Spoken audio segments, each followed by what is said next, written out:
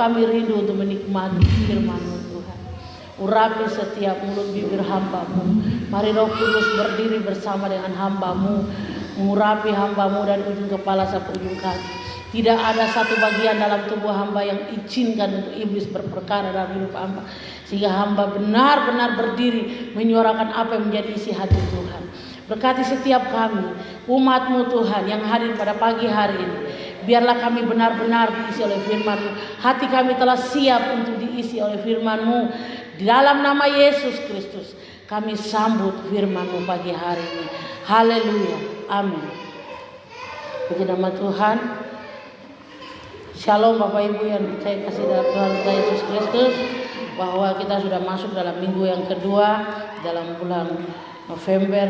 Saya percaya kalau kita boleh ada sampai hari ini, kita boleh kuat, kita boleh menikmati kebaikan-kebaikan Tuhan, itu semua karena anugerah Tuhan. Di nama Tuhan, tidak berlama-lama kita buka di dalam Alkitab kita. Kita baca di dalam kitab Injil Yohanes. Ini ayat ini sudah sering sekali mungkin dibaca, tetapi pagi hari ini saya rindu untuk kita dengarkan firman Tuhan. Dalam Yohanes pasal 15 ayat 16, saya sudah bagikan untuk ibu-ibu dalam ibadah hari Kamis, tapi kami cuma 4 orang. Kami cuma 5 orang.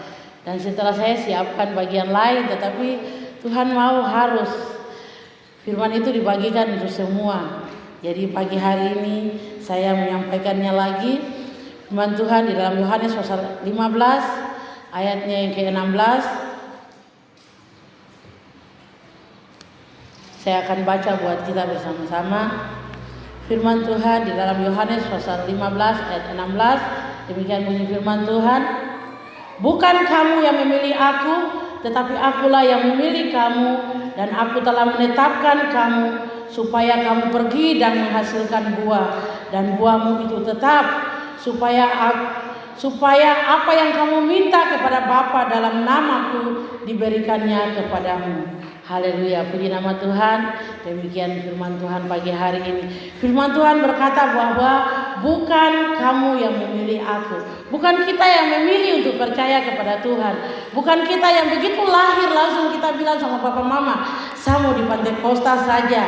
Atau bukan kita yang menentukan, begitu kita tahu kebenaran, begitu kita tahu hidup ini, kita yang menentukan bahwa saya mau di Kristen saja, saya tidak mau agama lain. Firman Tuhan berkata bahwa bukan kamu yang memilih aku. Jadi kita satu orang pun di dalam dunia ini, dia tidak berhak sama sekali atas hidupnya. Oleh sebab itu ada pernyataan-pernyataan. Begitu kita tegur, ada satu orang kita tegur, jangan kamu mabuk, atau jangan kamu nakal. Dia bilang begini, ini hidup saya, suka-suka saya toh, saya mau hidup sesuai saya. Saya mau pisah bayang kah, tidak kah, saya mau tinggal di rumah, itu urusan saya. Kenapa kok tegur-tegur saya? Tetapi firman Tuhan pagi hari ini mengingatkan kita kembali bahwa kita tidak berhak sama sekali atas hidup kita. Tuhan berkata bahwa bukan kamu yang memilih aku. Kalau di ayat 14-15 Tuhan menyamakan posisi kita dengan Dia. Dikatakan bahwa aku tidak lagi menyebut engkau hamba, padahal Tuhan itu Dia raja di atas segala raja. Dia adalah seorang guru yang agung. Dialah penguasa di atas bumi ini, dan kita ini tidak ada apa-apa di hadapan Dia. Kita itu hamba. Hamba tidak punya hak untuk duduk dengan tuannya. Hamba makannya di luar, tidak bisa duduk di dalam rumah, tidak bisa menikmati apa yang tuannya punya, kecuali kalau Tuhan itu mau kasih untuk dia. Kalau Tuhan tidak mau kasih, dia tidak punya hak untuk minta, karena dia adalah hamba. Kita ini hamba. Tetapi di dalam ayat 14-15 dia katakan bahwa Allah mengatakan bahwa dia tidak lagi menyebut kita itu sebagai hamba. Luar biasa, Dia yang adalah raja di atas segala raja. Dia adalah Tuhan, Dia penguasa satu-satunya. Dia tinggal bikin tangan begini saja kita mati. Tetapi Dia lebih besar, Dia lebih baik dari segala-galanya. Sehingga Dia menyamakan posisi kita dengan sahabat. Kalau sahabat, teman baik. Sahabat beda dengan teman. Teman itu bisa satu kali ketemu, ada teman yang mungkin kita tidak terlalu suka dengan dia. Mungkin kalau kita senang baru kita telepon dia, atau kita senang baru kita ajak bicara. Kalau sahabat itu memiliki hubungan yang intim, memiliki hubungan yang sangat erat, sehingga ada yang dikatakan sahabat karib, sahabat sejati. Tidak ada yang bilang teman karib, teman sejati, tidak ada. Sahabat karib, sahabat sejati, karena memiliki hubungan, ada hubungan pribadi, kontak pribadi. Mereka sudah berjanji, jiwa mereka sama-sama mengingat bahwa apapun yang terjadi kita sama-sama. Kalau kau susah, ingat ya ada saya. Itu sahabat. Kalau teman, teman makan teman bisa, teman sama makan dia makan juga tak apa-apa, itu teman. Tapi kalau sahabat, satu perasaan, satu hati, satu jiwa. Macam dia sakit di sana, saya juga macam sakit. Tiba-tiba tidur, aduh tidak nyaman, pagi begini tanya dia, teman kayak saya tidur baru. Saya ingat, kok kira-kira kok ada sakit? Iya tadi malam saya sakit, saya tidak bisa tidur sampai pagi. Oh pantasan saya gelisah sekali. Itu sahabat. Sampai di sekolah misalnya, anak-anak sekolah, kalau pas dia tidak masuk, aduh macam hari ini terlalu enak sekali di sekolah. Itu sahabat. Saya harap Bapak Ibu juga punya sahabat. Kalau kita suami yang sudah berkeluarga, ingat jangan cari sahabat untuk suami orang. Sudah ada sahabat di samping, itu sahabat sejati. Ada hubungan kerja, kontrak kerja. Sudah kontrak hitam di atas putih, surat nikah, kontrak dengan Bapa di surga. Hanya maut yang memisahkan.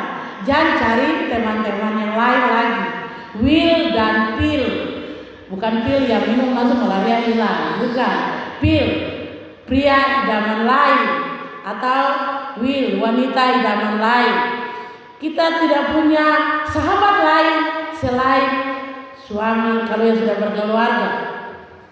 Kecuali yang memang belum berkeluarga ya, masih seleksi-seleksi.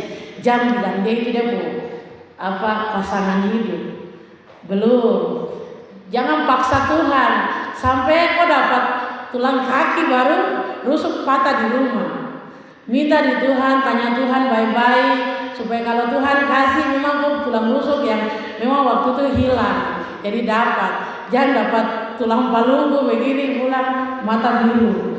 Jadi bukan kita yang memilih, tetapi Tuhan yang memilih. Dia katakan selanjutnya bahwa bukan kamu yang memilih aku, tetapi akulah yang memilih kamu. Di dalam firman Tuhan berkata bahwa artinya tidak ada orang satupun di dalam dunia ini yang bisa menentukan dia mau percaya atau tidak. Dia mau menentukan dia di gereja ini atau tidak. Tuhan sudah tentukan tempat di mana kita tumbuh. Tuhan sudah tentukan tempat di mana harus kita berkembang di situ. Oleh sebab itu, jangan pindah-pindah gereja. Sesuatu yang pindah-pindah tidak akan hidup, akan mati. Kita bayangkan, ilustrasi saja, Bapak Ibu tanam bunga di pot. Sudah bertumbuh 1 minggu kemudian, kayaknya pot sana lebih bagus. Pindah lagi, cabut kasih pindah. Terus belum sampai 3 hari, pikir-pikir, aduh kayaknya pot yang sana kayaknya lebih bagus lagi kasih pindah. Dia terakhir dia mati. Demikian ya kita hidup kita Tuhan izinkan kita bertumbuh di dalam gereja itu. Kalau gembala terlalu keras, berarti Tuhan tahu bahwa karaktermu tidak baik, sehingga Tuhan mau kau dibentuk dengan gembala yang keras. Tapi kalau Tuhan tahu bahwa kau lemah lembut, kau penyabar, Tuhan akan taruh kau di gembala yang baik juga. Tetapi kalau hidupmu belum baik, memang Tuhan izinkan. Kita harus menerima firman yang keras. Tetapi orang-orang yang siap dibentuk, orang-orang yang siap menjadi mempelai Kristus, bukan mereka yang masih minum susu. Bayi tidak mungkin menikah. Bayi tidak mungkin punya pacar loh. Aneh kalau bayi bagian dari pacar dari sana bapak lihat dia pacar dari sana mungkin. Yang punya pacar, yang punya kekasih adalah orang-orang yang sudah siap untuk menikah. Sehingga kita dibentuk di dalam gereja, kita dibentuk di dalam satu wadah. Tujuannya untuk kita menjadi orang-orang yang dewasa, orang-orang yang siap untuk menjadi pengantin mempelai Kristus. Sehingga firman Tuhan berkata, oleh sebab itu relakanlah hatimu untuk dibentuk oleh firman Tuhan. Firman Tuhan pagi hari ini berkata bahwa bukan kamu yang memilih aku. Di dalam Efesus pasal 2 kita lihat, Efesus pasal 2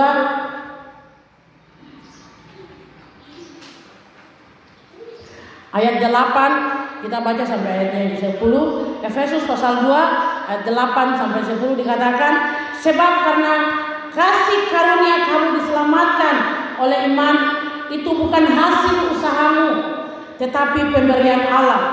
Itu bukan hasil pekerjaan. Jangan ada orang yang memegahkan diri. Tadi saya bilang, begitu kita tegur dia, kau sibuk bisa pun hidup, samu mabuk, samu hancur kan, samu tabla bala di jalan kan. Sehingga ada cerita lucu, begitu dia mabuk tidur di jalan, diparit oleh orang, tegur, bangun sudah, tidur diparit. Kugana sekarang, ini mau parit kan? Sudah salah protes ya. Jangan ada orang yang memegahkan diri, karena kita ini buatan Allah, diciptakan dalam Kristus Yesus untuk melakukan pekerjaan baik yang dipersiapkan Allah sebelumnya, yang mau supaya kita hidup di dalamnya. Tuhan mempersiapkan kita, Tuhan memilih kita untuk bawa di dalam perkara-perkara ajaib, untuk bawa menikmati berkat-berkat yang besar. 3 minggu yang lalu saya sudah bilang, Tuhan mau supaya kita menikmati, kita akan berjalan di dalam api, kita akan berjalan di dalam air, kita akan menikmati berkat-berkat yang besar. Tetapi apakah kita siap? Tuhan mau bentuk kita dulu, sehingga ketika mari kita dengar firman, mungkin firman yang agak keras, kita tersinggung, kita harus minta sama Tuhan, Tuhan ampuni saya. Saya punya bapak gembala waktu di Manado, Gorontalo, dia bilang begini, kalau dengar firman ada yang tersinggung, puji Tuhan, berarti hari ini Tuhan masih sayang kau, Tuhan tegur dosamu. Bukan Tuhan membenci kita, tetapi Tuhan membenci kelakuan-kelakuan kita yang tidak beres di hadapan Tuhan. Haleluya. Kita kembali ke pembacaan yang tadi bahwa bukan kita yang memilih Tuhan, Tuhan yang memilih kita, sehingga Tuhan berhak untuk membentuk hidup kita bagaikan bejana. Tuhan suruh Nabi pergi belajar bukan penjunan, supaya dia lihat bagaimana penjunan, pembuat guci itu, pembuat belanga-belanga, ketika dia buat salah pica, dia buat ulang lagi, dan pica itu sakit. Kita mungkin dibentuk oleh firman Tuhan, kita tersinggung, menangis, terserah menangis sudah mau hancur sudah, tapi jangan tinggalkan gereja. Tuhan mau bentuk kita kembali. Ada yang tersinggung tinggal di rumah sampai berbulan-bulan, bertahun-tahun bertobat di dalam nama Yesus, karena bukan kamu yang memilih Tuhan, bukan kamu yang menentukan Tuhan. Nanti saya tinggal dulu 1 tahun di luar kah, salah sesuatu hati enak sedikit dulu kah, baru saya ke gereja. Tuhan bilang lepaskan pengampunan dulu. Haleluya, bereskan hatimu. Matius 6, persyaratan untuk kita diampuni, kita harus mengampuni dulu. Kita mengampuni orang yang mungkin menyakiti, mengampuni diri kita sendiri, supaya kita bisa beres di hadapan Tuhan. Mari, Tuhan, bukan kita yang memilih Tuhan, tetapi Tuhan yang memilih kita. Dan selanjutnya dikatakan bahwa, dan aku telah menetapkan kamu supaya kamu pergi dan menghasilkan buah, dan buahmu itu tetap. Haleluya. Tujuan Tuhan memilih kita, tujuan Tuhan memanggil kita, tujuan Tuhan membentuk kita, yaitu Tuhan menetapkan kita, supaya menetapkan kita sebagai anak-anak. Untuk menjadi anak Tuhan saja tidak sembarangan. Tuhan memilih. Mungkin kita pakai salib besar-besar di dada, kita pakai topi ada salib, kita pakai baju salib dari kerak sampai di dia punya garis bawah. Tetapi apakah kita mengenal Tuhan? Ya, kalau kita mengenal Tuhan, mungkin kita kenal. Di dalam Alkitab kita bisa tahu, oh Yesus itu lahir di Nazaret, dia punya bapak dan mama, bapak nama Yusuf, mama Maria. Terus 12 tahun dia sudah menginjil. Itu kita kenal di Alkitab. Tapi apakah Yesus kenal kita? Kita ingat dalam pembacaan waktu anak-anak Skewa, mereka mau mengikuti apa yang dilakukan oleh Rasul Paulus dan Silas di Tesalonika pada saat dia penginjilan di sana, melayani di sana. Anak-anak Skewa mereka bilang mereka lagi mau ikut. Setelah mereka dibaptis, mereka lagi ikut. Mereka mau pergi usir roh jahat. Ternyata roh jahat itu, firman Tuhan bilang, roh itu menggagahi mereka dan kasih telanjang dorang. Terus dong lari pulang telanjang, luka-luka. Terus roh itu jawab begini, Yesus aku kenal, Paulus aku tahu, siapakah engkau? Jangan sampai Tuhan sendiri, setan saja terkenal bagaimana Tuhan. Jadi mari kita bereskan hidup kita, hati kita di hadapan Tuhan. Tuhan memilih kita, Tuhan menetapkan kita supaya kita pergi, kita menghasilkan buah. Haleluya. Kita lihat di dalam Efesus tadi pasal 1, firman Tuhan bilang bahwa Tuhan sudah memilih dan menetapkan kita dari dunia dibentuk. Pasal 1 ayat 4, sebab di dalam Dia Allah telah memilih kita sebelum dunia dijadikan, supaya kita kudus dan tak bercacat di hadapannya. Dalam kasih Ia telah menentukan kita dari semula oleh Yesus Kristus untuk menjadi anak-anaknya sesuai dengan kerelaan kehendak-Nya. Ayat 6, supaya terpujilah kasih karunia-Nya yang mulia yang dikaruniakannya kepada kita di dalam Dia yang dikasihinya.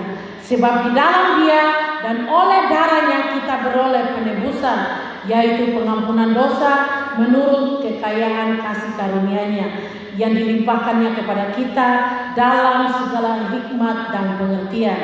Sebab Ia telah menyatakan rahasia kehendak-Nya kepada kita sesuai dengan rencana kerelaan-Nya, yaitu rencana kerelaan yang dari semula telah ditetapkannya di dalam Kristus. Tadi Dia mengangkat kita menjadi sahabat, sehingga apa yang Dia mau, Dia kasih tahu kepada kita. Dia kasih tahu, mungkin di Warsansa, oh pergi, mungkin ada di tempat ini ada orang-orang yang membutuhkan kita. Nanti kita, begitu kita berdoa, kita bisa mendengar suara Tuhan. Tuhan bisa berbicara di dalam hati kita. Firman itu mendengung di dalam hati kita menjadi rema, sehingga Tuhan memberitahukan hal-hal yang masih rahasia. Tuhan kasih tahu kepada kita untuk kita sampaikan kepada umat Tuhan. Karena Tuhan yang memilih kita, Tuhan menetapkan kita. Di dalam Yohanes tadi ayat 16 bagian 2 dikatakan bahwa dan aku telah menetapkan kamu supaya kamu pergi dan menghasilkan buah, dan buahmu itu tetap. Di dalam menghasilkan buah, Tuhan mau supaya ketika kita sudah diselamatkan, kita juga menyelamatkan orang lain. Kemarin di ibu-ibu saya bilang ini ada hubungannya dengan penginjilan dalam talenta-talenta yang Tuhan taruh dalam hidup kita.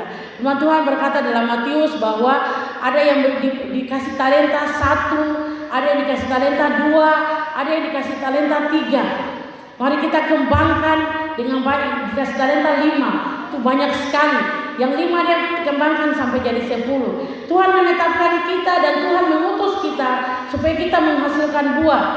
Buah yang baik, bukan buah yang asam. Begitu orang lihat dia jalan di jalan, ih orang ini lagi tuh, berarti kok hidup sudah jadi asam. Ih kenapa dia ini saja yang lewat, kenapa tidak ada orang lain? Kita punya hidup harus menghasilkan buah, dan buah yang tetap. Buah yang tetap, buah yang manis. Bapak Ibu tanam pohon di pinggir rumah. Saya punya jambu di pinggir rumah itu sudah satu umur dengan Joy. Sudah mau 5 tahun. Minggu depan Joy sudah 5 tahun.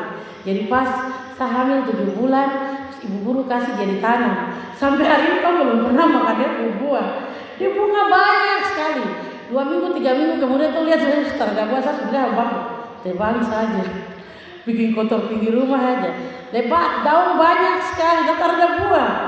Saya mulai ingat di kesaksian Bapak Arwah, Bapak bilang pernah Bapak disuruh kasih bersih pohon, Bapak sikat pohon itu, kasih sabun, terus pohon itu dia berbulir-bulir banyak sabun di bawah. Saya bilang mungkin satu kali saya harus sikat dengan sikat besi, terus saya kasih sabun banyak.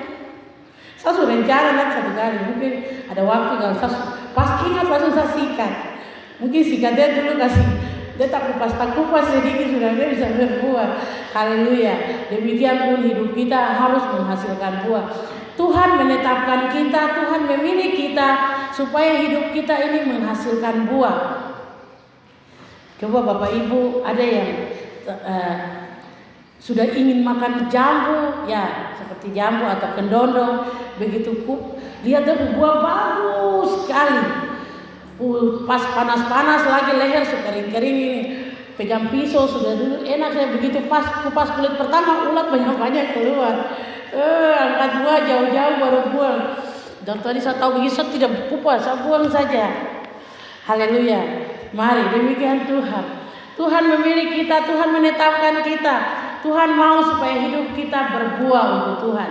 Kita, kalau kita sudah selamatkan, mari, yang punya talenta satu saja, jangan terlalu banyak-banyak, mungkin di dalam rumah saja. Bapak-bapak dan ibu yang jadi ibu rumah tangga, kita menginjil untuk kita buat anak-anak saja. Begitu dia bilang, dia maki sebut kata binatang kah, anjing kah, babi, kita tegur dia. Kalau boleh kutik dia mau mulut, kalau dia ulang lagi pukul. Firman Tuhan bilang, barang siapa aku kasih dia aku hajar. Kita menghajar dia tapi bukan kita mau supaya dia mati, tidak. Supaya dia terbiasa tumbuh dengan hidup dengan takut akan Tuhan. Itu kita sudah menginjil. Kita sudah menginjil di dalam rumah. Bukan kita kasih baik, kasih biar. Oh iya, tidak apa-apa, mati saja. Memang dia bikin ganas, dia mati saja. Tidak. Tapi dalam hal-hal yang kecil kita sudah harus menginjil. Mungkin dulu di pasar, ini seperti yang minggu lalu Bapak Gembala singgung lagi. Kita dulu di pasar yang di sebelah kita mungkin kita bisa menginjil. Begitu dia cerita orang, terus kita bilang jangan cerita orang. Kalau boleh kau berdoa untuk dia. Kalau memang Roh Kudus gerakan kau punya hati, berdoa untuk dia. Teman-teman di sekolah, pas ada di sekitar teman-teman bilang, kau mau usah berdoa kok. Berdoa. Tidak harus tunggu Bapak Gembala yang harus berdoa. Saya senang tentang Rabu, saya juga dia cerita firman Tuhan di pasar. Bagus. Harus kita menceritakan firman Tuhan. Kita menceritakan hal-hal yang baik. Kita menceritakan kebesaran Tuhan, kebaikan-kebaikan Tuhan kepada orang lain. Itu kita sudah berbuah itu. Dan buah itu baik. Tuhan senang, Tuhan tahu satu anak ini dia bagus sekali. Tetapi begitu duduk langsung cerita ini, cerita hamba Tuhan ini, cerita pendeta ini, cerita ibu ini. Ibu ini dia pakai pakaian masa miring-miring. Ibu ini masa dia pakai sendal semua putus-putus. Tidak penting sekali. Tidak penting. Memangnya kau udah beli sendal kasih dia kan? Kecuali kau beli sendal baru ke sana baru. Mama bukan sendal itu sudah sendal tidak baik. Kasih dia. Kalau kau dulu cerita dia apa pentingnya justru kau tambah dosa untuk kau. Jadi kita harus menghasilkan buah. Supaya apa yang kamu minta di dalam nama Yesus dipenuhi, karena kita sudah melakukan apa yang Tuhan mau. Haleluya. Di dalam kita lihat di dalam Yesaya pasal 5. Yesaya pasal 5 ayat 1 ayat ke-7 di sana, nyanyian tentang kebun anggur.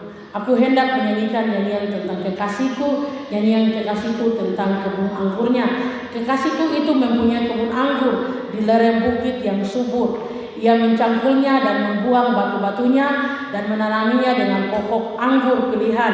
Ia mendirikan sebuah menara jaga di tengah-tengahnya dan menggali lubang tempat memeras anggur. Lalu dinantinya supaya kebun itu menghasilkan buah anggur yang baik. Tetapi yang dihasilkannya ialah buah anggur yang asam.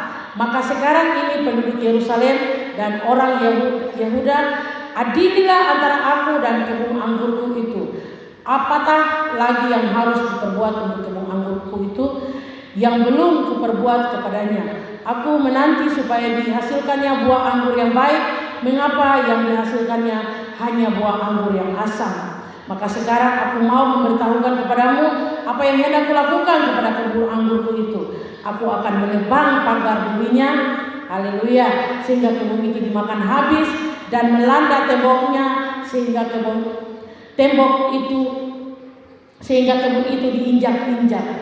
Aku akan membuatnya ditumbuhi semak-semak, tidak dirantingi dan tidak disiangi sehingga tumbuh putri malu dan rumput.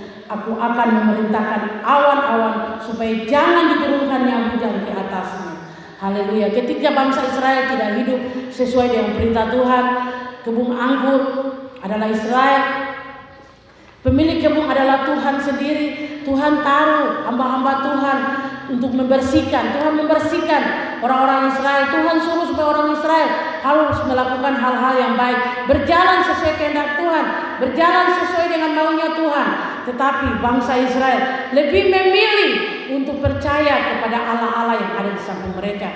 Mereka mau yang mereka lihat Allah yang kelihatan. Mereka tidak mau melihat Allah yang tidak kelihatan. Karena Allah tidak kelihatan. Allah hanya dalam bentuk roh. Sehingga mereka bentuk Allah dari pohon-pohon, dari kayu, dari batu, dan disembah. Dan mereka menyakitkan hati Tuhan. Mereka bersinah dengan dewa-dewa. Mereka bersinah dengan nabi-nabi palsu. Mereka melakukan hal-hal yang menajiskan nama Tuhan. Sehingga Tuhan menolak mereka.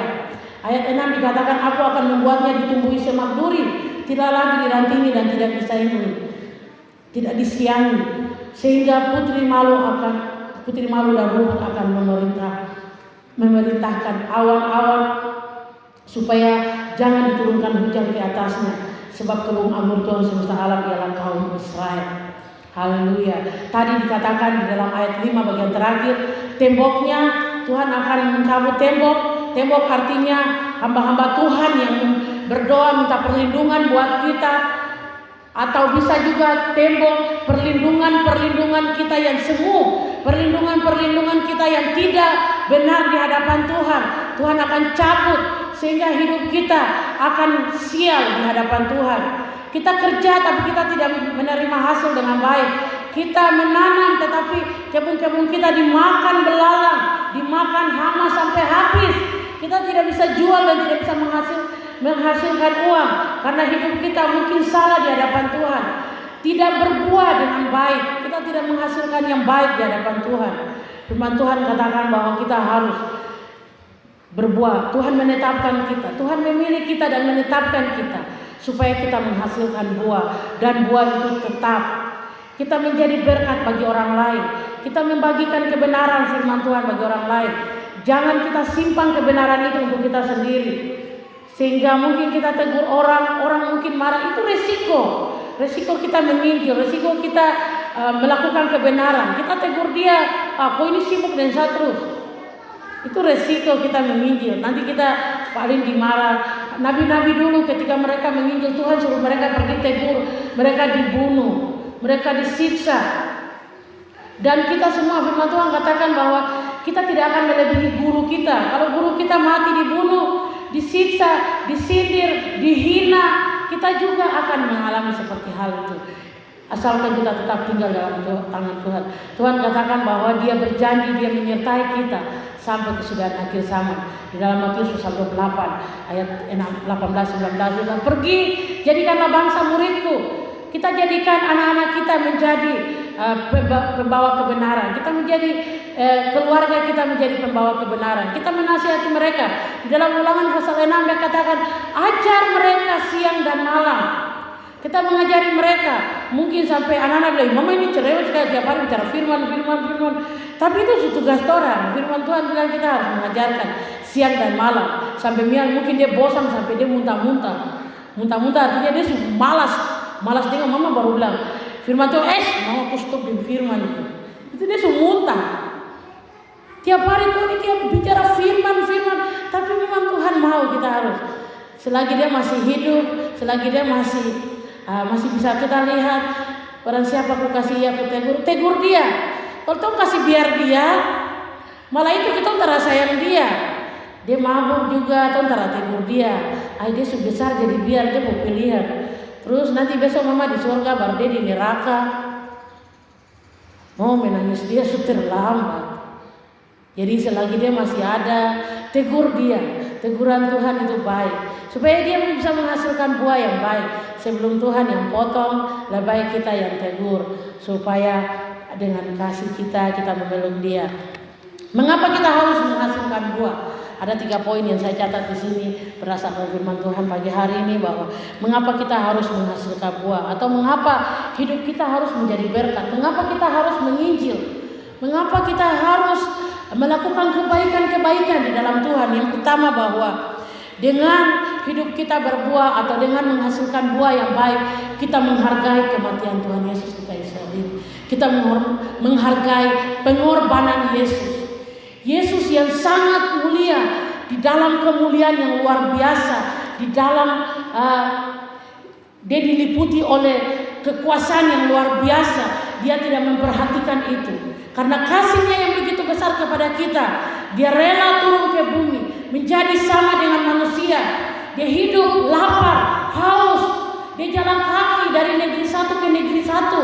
Bukan karena Yesus tidak ada pekerjaan. Semua dunia ini milik dia. Tetapi dia mau berikan teladan buat kita, supaya kita juga mengikuti apa yang dia lakukan.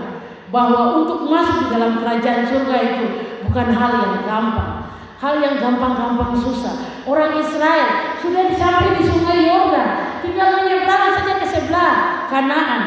Tetapi ketika mereka tidak setia, mereka berontak, mereka tawar hati, mereka menista Tuhan. Di dalam Bilangan pasal 14 itu ada kata di situ dikatakan mereka menista Tuhan. Menista Tuhan artinya menghina Tuhan.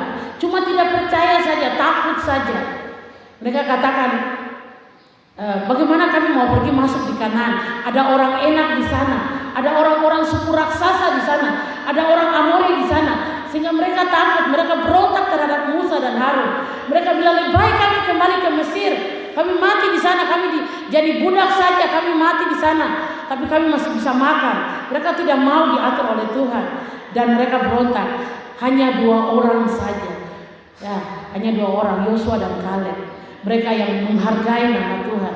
Tetapi 6.000 orang yang keluar itu mati semua di padang gurun. Sudah lihat Kanaan? Mari kita menjaga hidup kita sehingga kita bisa menghasilkan buah yang baik.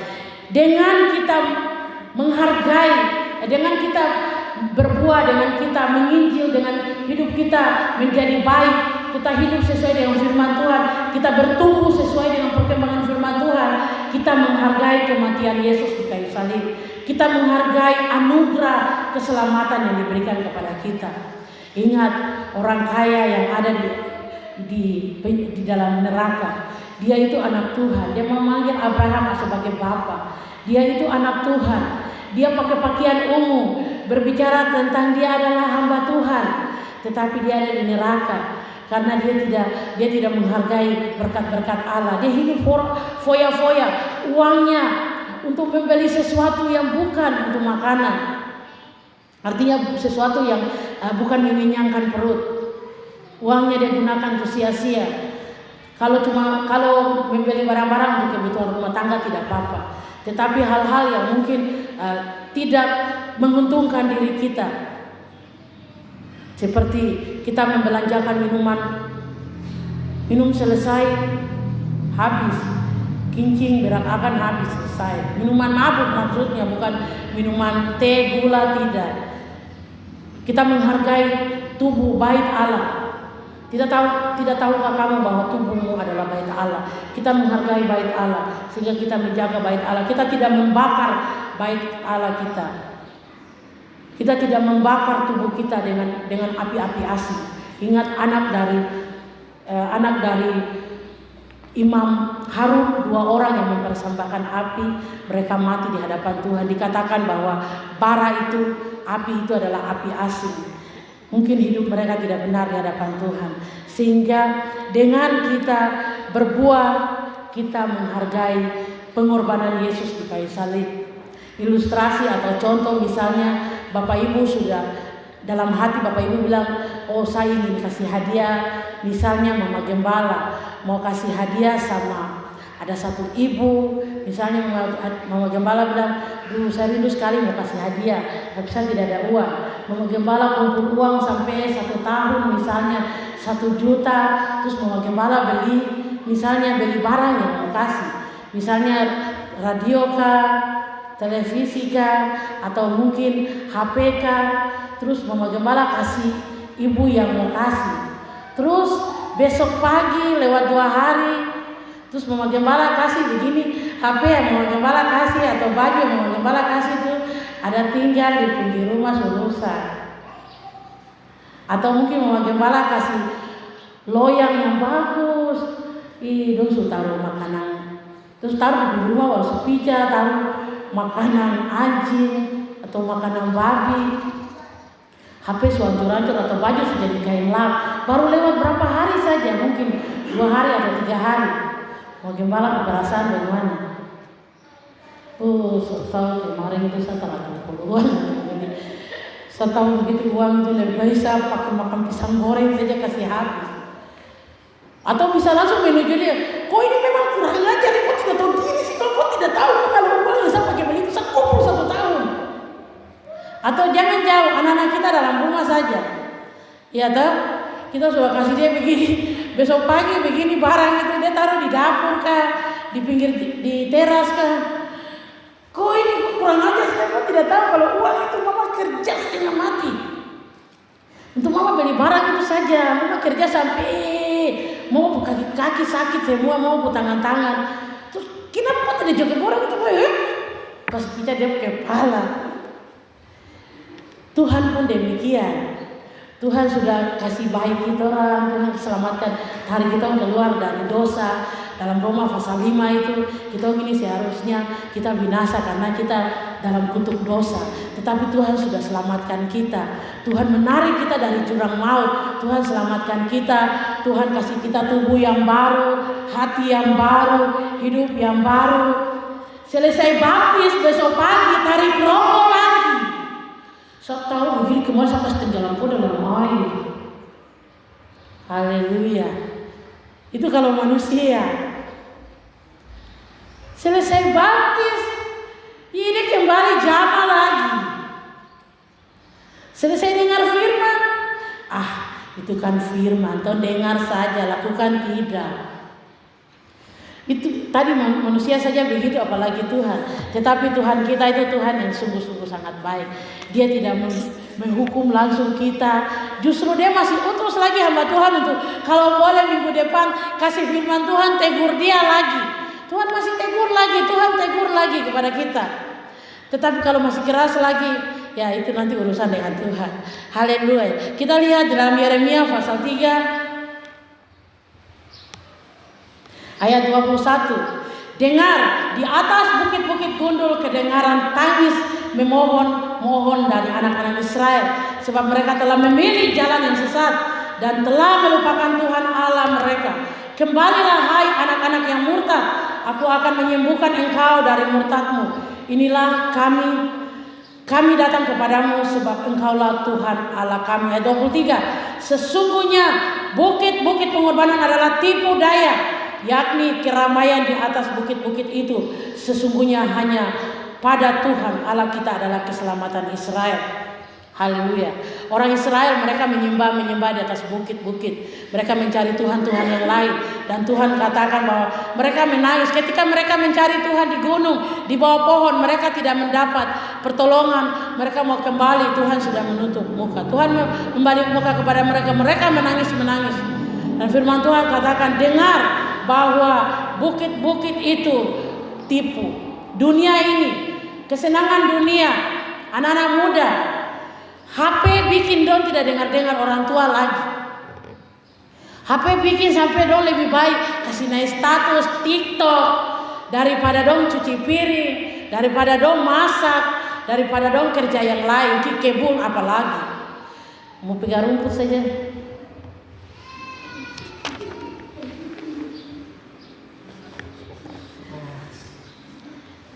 HP sudah lebih ingat kesenangan. Haleluya. Sesungguhnya bukit-bukit pengorbanan adalah tipu daya. Dunia ini tipu daya buat kita.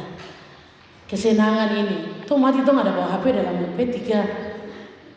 Paling mama taruh di pinggir saya, tapi tangan sudah diikat tuh. Ini kok bawa HP, kok bawa sudah. Memangnya dia main HP dalam kuburan kan? Tidak bisa. Jadi jangan HP melebihi dari Tuhan. Kalau boleh HP isi Alkitab, buat baca Alkitab, merenungkan firman Tuhan lebih baik supaya kita tahu firman Tuhan. Terus begitu tuh mau tegur Tuhan, tegur teman-teman, kita bilang, firman Tuhan di sini bilang begini. Tapi kalau cuma TikTok, lagu-lagu yang sembarang-sembarang, yang tak jelas-jelas, Mengajarnya bagaimana? Firman Tuhan bilang, ada firman Tuhan tapi saya tidak tahu di mana ya. Tidak tahu. Mau menginjil tapi tidak tahu. Haleluya. Baik, anak-anak muda bangkit untuk Tuhan. Amin. Diam-diam terus. Haleluya. Anak-anak Tuhan bangkit untuk Tuhan. Ya, HP stop main TikTok terus. Yeremia pasal 35 ayat 5, ayat 15.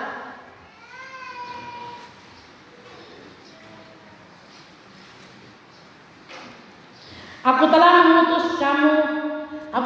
mengutus kepadamu segala hambaku, yakni para nabi, terus menerus mengatakan, kembalilah kamu masing-masing dari tingkah lakumu yang jahat itu, perbaikilah perbuatanmu, janganlah mengikuti Allah lain untuk beribadah kepada mereka, maka kamu akan tetap diam di tanah yang telah kuberikan kepadamu dan kepada nenek moyangmu, tetapi kamu tidak mau memperhatikannya dan kamu tidak mau mendengarkannya. Allah lain bisa berbicara. Ya, HP bisa jadi Allah. Kalau kita main HP lebih dari kita mau menyembah, main HP lebih banyak daripada kita berdoa, ataupun makanan juga bisa bikin kita bisa jadi berhala buat kita. Dari pagi kita makan sedikit dulu 5 menit, lapar, masak lagi. Sampai begitu jam ibadah, anak bilang, mama ibadah nih. Kamu di sana mama lapar, mau masak cepat-cepat. Makanan sudah jadi berhala. Wah, cara makan 1 hari juga nanti cara mati. Kan pergi sembahyang sudah mama belum makan, dia mau ke kebun bawa sayur dulu. Tadi pagi suruh Andra ke kios, lihat begini sudah jam 8:30. Juan bilang, Andra kok yang pergi sudah di kios beli biskuit karena Joy menanya. Saya bilang begini, stop, sudah 8:30 mendapat anggaran dari malaikat kan. Malaikat dia kan bilang, ini 8:30 kenapa masih jalan pulang. Haleluya. Jadi kita menghargai waktu Tuhan. Jam ibadah, tidur juga bisa jadi berhala. Tidur sampai karena jam 4 mau ibadah ibu-ibu, jam 4 ibadah pemuda. Saya lihat pemuda dong ibadah kemarin, saya bilang sama bapak di dapur, pemuda dong ini kayak ibadah keluarga kan. Dulu ibadah jam 7 malam. Jam 6 lewat, 6:30 baru ibadah, dong pulang 7:30. Pemuda kembali cek jadwal. Dalam jadwal itu jam berapa? Kalau jam 4, 3:30 sudah jalan. Jangan tunggu sampai jam 5 baru jalan. Kalau kau rumah di ujung kampung sampai di sini, kau sampai di sini jam 6. Terus kalau baru kau sendiri dulu tunggu 1 lagi, 1 jam kemudian. Saya bilang, Bapak, pemuda dulu ibadah kayak ibadah keluarga. 7:30 baru dong selesai. Makanya tidak memang pantas karena ada orang tua yang marah bilang, kok dia pulang tidak usah sembahyang, saya pulang sembahyang sampai larut malam. Karena memang ibadah saja sampai mau jam 7 baru dong mulai. Tidak menghargai waktu juga itu berhala. Makanan, tidur juga jadi berhala. Semua pekerjaan kalau sudah jadi sesuatu yang menomorduakan Tuhan itu sudah jadi berhala dalam kita punya hidup. Sehingga mari kita memperhatikan hidup kita di hadapan Tuhan. Yang kedua, bahwa ketika hidup kita menghasilkan buah yang baik, ada upah dari Tuhan buat kita. Haleluya. Tuhan menyediakan upah untuk setiap orang yang setia, setiap orang yang melakukan perbuatan-perbuatan baik, setiap orang yang mengerjakan keselamatan itu dengan benar. Kita lihat dalam Ibrani pasal 10 ayat 35 dikatakan sampai 39 dikatakan, sebab itu janganlah kamu melepaskan kepercayaanmu, karena besar upah yang menantinya. Sebab kamu memerlukan ketekunan, supaya sesudah kamu melakukan kehendak Allah, kamu memperoleh apa yang dijanjikan itu. Sebab sedikit, bahkan sangat sedikit waktu lagi, dan ia akan datang, sudah akan datang tanpa menangguhkan kedatangannya. Tetapi orangku yang benar akan hidup oleh iman, dan apabila ia mengundurkan diri, maka aku tidak berkenan kepadanya. Tetapi kita bukanlah orang-orang yang mengundurkan diri dan binasa, tetapi orang-orang yang percaya dan yang beroleh hidup. Haleluya. Ketika kita hidup berbuah, kita melakukan kebenaran, kita tinggal di dalam firman Tuhan, kita melakukan apa yang Tuhan mau dalam hidup kita, Allah berjanji memberikan upah bagi kita. Di dalam Matius pasal 20, ya, di dalam Matius pasal 20 di sana ada perumpamaan bahwa Tuhan suruh hal kerajaan surga sama dengan seorang pemilik kebun yang keluar dan dia membuat perjanjian dengan orang-orang kerja. Dia mengatur upah 1 hari kerja. Upah 1 hari 1 dinar. 1 dinar itu sama dengan upah kerja 1 hari. Dan kalau di Indonesia sekarang upah kerja saya tidak tahu 1 hari berapa, tapi tahun lalu saya lihat itu 1 hari 150 untuk upah. Tapi mungkin sudah naik lagi upah yang ini maksimal untuk pemerintah punya. Itu untuk buruh yang kasar saja. Kalau buruh-buruh yang profesional, orang-orang profesional 1 hari saja lain. Itu kalau dikalikan dengan 1 bulan, wah mandi-mandi uang. Apalagi Tuhan, yang Bapa yang baik, Dia adalah Bapa yang sangat baik. Dia janji ketika kita kerja, kita akan mendapat upah. Dia bilang pergi kerja ke ladangku dan aku akan membayar engkau, aku akan mengupah engkau. Di dalam Ibrani sana dikatakan bahwa kita kerja, ada upah yang menanti kita. Jangan kita keluar dari kebenaran Tuhan. Jangan kita melepas iman kepercayaan kita seperti apa yang dilakukan oleh Esau. Di dalam Ibrani dia katakan bahwa Esau memiliki nafsu yang rendah, sehingga dia menukarkan keselamatan itu dengan semangkuk kacang merah. Semangkuk kacang saja dia menukar. Begitu kita dapat sesuatu yang baik, karena kita sudah dapat pekerjaan yang baik, kita sibuk, akhirnya kita mulai lupa ibadah. Kalau minggu pertama mulai lupa, minggu kedua lupa, keenakan saya akhirnya 1 tahun tidak ibadah. Kalau 1 tahun tidak ibadah, di rumah baca Alkitab, memuji tidak apa-apa. Tapi di rumah lagi sudah tidak tahu berdoa, tidak tahu baca Alkitab, ya rumah yang bersih jadi tempat penyamuk. Jadi tempat di mana hantu-hantu berkemah di situ. Hantu-hantu tinggal di dalam. Kalau hantu sudah tinggal di dalam, jadi terbulak-balik dari Tuhan. Bukan Tuhan, tapi bolak-balik lagi hantu. Ada masalah sedikit di sebelah saja langsung kelahi. Ada masalah sedikit langsung maki. Ada masalah sedikit langsung angkat tangan, angkat parang, angkat kayu, berkelahi. Karena di dalam hati sudah tidak ada Tuhan. Imannya sudah ditukarkan dengan hal-hal yang sia-sia. Sehingga ketika kita hidup berbuah, mari kita tetap mengerjakan kebaikan-kebaikan, mengerjakan keselamatan, mengerjakan firman Tuhan dalam hidup kita. Karena ingat ada upah yang Tuhan siapkan buat kita. Mahkota kehidupan lebih dari segala-galanya. Diberkati di bumi dan diberkati di surga. Hadiah atau berkatnya plus 2.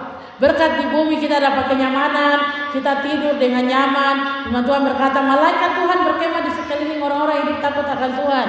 Terus Tuhan menjaga keluar masuk kita, Tuhan memberkati rumah kita, Tuhan memberkati anak-anak. Berkat di dunia, terus berkat di surga lagi. Jadi berkat yang double kalau kita tetap mengerjakan kebenaran Tuhan. Haleluya. Yang ketiga, ketika hidup kita berbuah, kita menolak kutuk dalam hidup kita. Karena kalau kita hidup jadi buah yang asam, kita jadi orang-orang yang tidak menghargai Tuhan, kita hidup seenaknya, kita akan ditebang. Ketika kita tidak berbuah, kita ditebang. Kita lihat di dalam Matius pasal 3. Matius pasal 3 ayat 7 sampai 10. Tetapi waktu ia melihat banyak orang Farisi dan orang Saduki datang untuk dibaptis, berkatalah ia kepada mereka, hai kamu keturunan ular beludak, siapakah yang mengatakan kepada kamu bahwa kamu dapat melarikan diri dari murka yang akan datang? Jadi hasilkanlah buah yang sesuai dengan pertobatan. Dan janganlah mengira bahwa kamu dapat berkata dalam hatimu, Abraham adalah bapa kami. Karena aku berkata kepadamu, Allah dapat menjadikan anak-anak bagi Abraham dari batu-batu ini. Ayat 10. Kapak sudah tersedia pada akar pohon, dan setiap pohon yang tidak menghasilkan buah yang baik pasti ditebang dan dibuang ke dalam api. Jadi ketika kita tidak berbuah, kita ditebang. Jadi kita harus hidup berbuah supaya kita jauh dari kutuk Tuhan. Kita jauh dari murka Tuhan. Tetapi ketika hidup kita tidak berbuah, kita membawa hidup kita untuk masuk dalam murka Tuhan. Kapak sudah tersedia pada akar pohon dan tinggal ditebang. Tadi saya bilang saya punya pohon jambu di depan rumah. Saya sudah suruh tebang karena tidak berbuah. Di sini Alkitab bilang kapak sudah tersedia. Kenapa sampai Yohanes, bahkan Yesus sangat marah atau sangat mengutuk keras, katakan ular beludak atau orang-orang munafik sama orang-orang Farisi. Karena orang-orang Farisi itu mereka setia sekali pada hukum Taurat. Mereka hafal, mereka punya kitab itu. Dari Kejadian, kalau kitab perjanjian lama untuk orang Israel itu dari Kejadian sampai 2 Tawarik saja. Itu perjanjian lama untuk orang Israel. Dari Kejadian sampai 2 Tawarik. Yang lainnya mulai dari Ester sampai selanjutnya itu termasuk dalam kitab-kitab sejarah. Jadi mereka, sedangkan kita kalau di dalam perjanjian lama kita Taurat itu Kejadian sampai Ulangan. Tetapi kalau orang Israel Kejadian sampai 2 Tawarik. Dan mereka hafal sampai titik koma, mereka hafal semua. Dan mereka menjalankan ibadah. Mau ibadah harus cuci tangan. Cuci tangan yang dimaksud di dalam Alkitab yang Yesus pada saat murid-murid orang Farisi bilang sama Yesus bahwa murid-muridnya makan tidak cuci tangan. Yang dimaksud di sana itu mereka tidak berwudu. Orang-orang di sana mereka mau makan saja harus berwudu. Cuci tangan berapa kali, cuci kaki, telinga, hidung, mulut semua harus dicuci. Mereka ikut aturan semua, tetapi dari dalam mereka melewati. Firman Tuhan katakan bahwa kuburan itu dilabur bersih, dicat bagus, tapi di dalam itu ada ulat-ulat di dalam, ada tulang-tulang di dalam. Jadi bukan kita punya kata-kata yang baik, bukan kita punya penampilan yang bagus, tapi Tuhan mau yang dari dalam. Dari hidup ya dari dalam, kita mengerjakan keselamatan dari dalam, sehingga kita tidak menjadi orang-orang yang munafik. Yohanes bilang orang Farisi dan orang Saduki keturunan ular beludak. Mereka munafik, mereka mengerjakan dengar firman, tapi pulang sampai rumah, itu kan firman. Ya biar firman saja, tapi kita kembali lagi seperti biasa. Firman sudah tegur sampai bagaimana juga sudah kebal dengan firman Tuhan. Sehingga orang-orang ini siap, kapak sudah tersedia. Mari, jangan kita seperti di dalam Matius pasal 7 ayat 21 sampai 23. Pada akhirnya orang-orang akan berseru, Tuhan, Tuhan, bukankah aku bernubuat demi namamu? Bukankah aku menginjil demi namamu? Tetapi Tuhan bilang, inilah engkau, aku tidak mengenal engkau.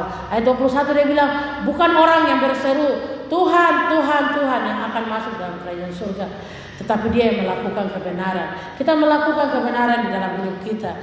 Dimanapun kita berada, kita menghargai nama Tuhan. Kita menghargai firman Tuhan. Kita menjaga hidup kita terhadap Tuhan. Sebab ketika hidup kita berbuah, hidup kita menghasilkan hal-hal yang baik, kita menghargai kematian Tuhan. Kita akan mendapat upah dari Tuhan. Bahkan yang ketiga, kita jauh dari kutuk Tuhan. Di dalam Matius pasal 21 itu Tuhan suruh tebang pohon itu, tetapi Tuhan datang untuk memakan buah ara. Waktu pagi-pagi dikatakan ketika pagi-pagi Tuhan lewat dari situ, Tuhan rasa lapar, Tuhan datang memakan pohon ara itu. Daunnya lembut, daunnya banyak sekali, subur, pohonnya ada, daun lebat, tetapi tidak ada buah. Tuhan bilang, mulai hari ini kau tidak akan berbuah lagi. Firman Tuhan katakan ayat 20 dia katakan sekonyong-konyong kering. Sekonyong-konyong. Saat itu tiba-tiba kering. Pohon itu langsung kering. Karena dia tidak menghasilkan buah. Tuhan mau makan. Tuhan mau perlu hidup kita. Tuhan mau pakai hidup kita. Waktu Tuhan sudah mau tinggal 2 hari lagi Tuhan akan disalibkan. Tuhan sampai di Betfage.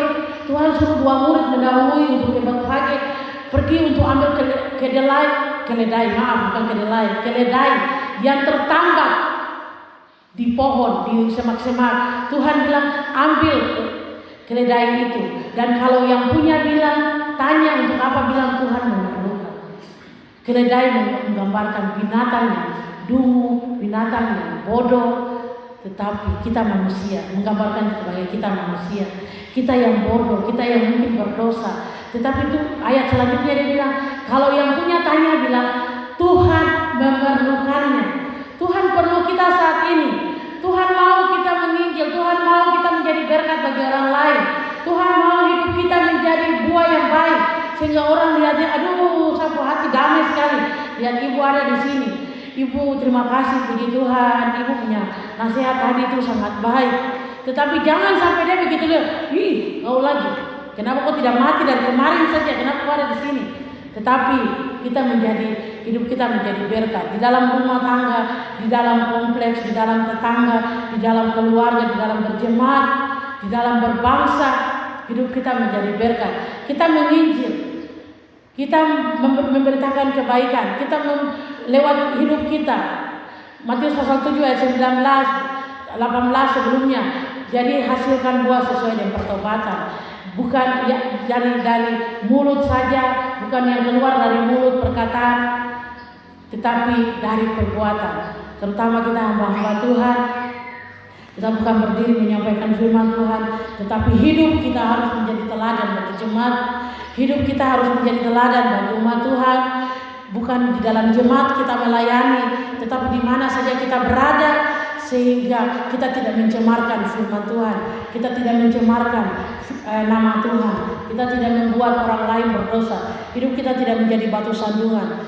Tetapi di dalam Lukas pasal 13, Tuan Kebun itu bilang begini, Tuhan biarkan dia, saya akan kasih bersih dia, saya kasih rawat dia. Nanti tahun depan kalau dia tidak berbuah lagi baru tebang. Tuhan masih kasih kesempatan buat kita. Ada hamba-hamba Tuhan yang masih berdoa untuk kita terus. Tetapi kalau hamba Tuhan itu sudah diangkat, sudah dibawa oleh Tuhan, siapa yang berdoa bagi kita? Mari kita tetap tinggal dalam Tuhan. Kita sendiri mencari wajah Tuhan. Kita duduk di bawah kaki Tuhan. Kita merenungkan kebaikan Tuhan. Sehingga hidup kita berbuah dalam setiap keseharian kita. Kita mau melakukan kebaikan Tuhan. Kita mau melakukan hal-hal yang kalau kita melakukan sesuatu terus di dalam hati ini rasa kayak ada gelisah, berarti Tuhan tidak mau kita lakukan. Di dalam hati macam aduh, kayaknya tidak baik, berarti itu Tuhan tidak mau kita lakukan. Karena hati ini tempat Allah bertata. Sehingga Tuhan menegur kita lewat hati. Kalau pastor mau lakukan sesuatu, Tuhan tegur lewat hati. Hati bimbang, hati takut, berarti jangan kita lakukan. Sehingga kita hidup berkenan di hadapan Tuhan. Firman Tuhan pagi hari ini saya cukupkan. Biarlah hidup kita menjadi buah. Bukan kita yang memilih Tuhan. Bukan kita yang memilih untuk kita percaya kepada Tuhan. Tetapi Tuhan yang memilih kita. Tuhan yang memanggil kita. Tuhan yang membawa kita. Tuhan sudah menetapkan kita. Tuhan sudah memberkati kita. Dia menetapkan kita dan dia katakan, pergilah jadikan semua bangsa muridku. Dan baptislah mereka dalam nama Bapa. Dan ketahuilah aku menyertai engkau senantiasa sampai kesudahan akhir zaman. Tuhan mau hidup kita berbuah bagi orang lain. Hidup kita menjadi berkat bagi orang lain. Saya undang singers, pemain musik. Kita mengucap syukur untuk firman Tuhan pagi hari. Tuhan baik, haleluya. Ku bersyukur buat kasih. Oh haleluya. Terima kasih. Glory, haleluya. Haleluya Yesus. Glory, haleluya.